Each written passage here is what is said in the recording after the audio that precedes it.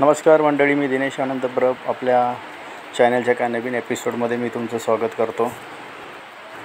आज भरपूर पाऊससुद्धा आहे आणि आपण अंगणात जी वाडी ठेवलेली ती वाडी जेवण्यासाठी सुद्धा सुंदर असे पक्षी भरपूर आलेले आहेत। तर मित्रांनो, आज दिवस आहे गौरी विसर्जनाचा। जसं आपण पारंपरिक पद्धतीने गौरींचं आगमन केलेलं, तसंच आज पारंपरिक पद्धतीने आज आपण त्यांचं विसर्जन करणार आहोत। ज्या ठिकाणाहून आपण गौरी आगमन केलेलं त्याच विहिरीजवळ आपण आज त्यांचं विसर्जन करणार आहोत। चला तर मग आपण बघूया पारंपरिक पद्धतीने गौरी विसर्जन कसं करतात ते।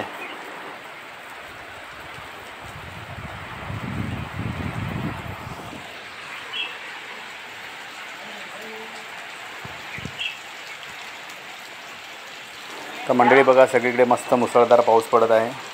सगळीकडे हिरवळ कशी दिसत आहे बघा।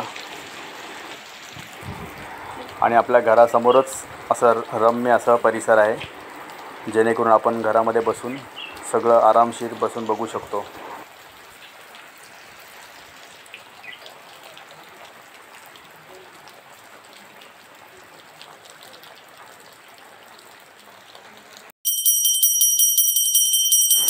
गौरी विसर्जनासाठी आपण बाहेर पडलो आहोत। तर आता चला जाऊया गौरी विसर्जन करायला। आईसुद्धा येत आहे बरोबर।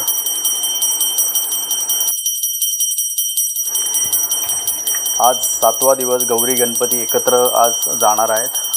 त्यामुळे अगोदर आपण गौरी मातेचं विसर्जन करून नंतर गणपती बाप्पाच्या विसर्जनाची आपण तयारी करणार आहोत।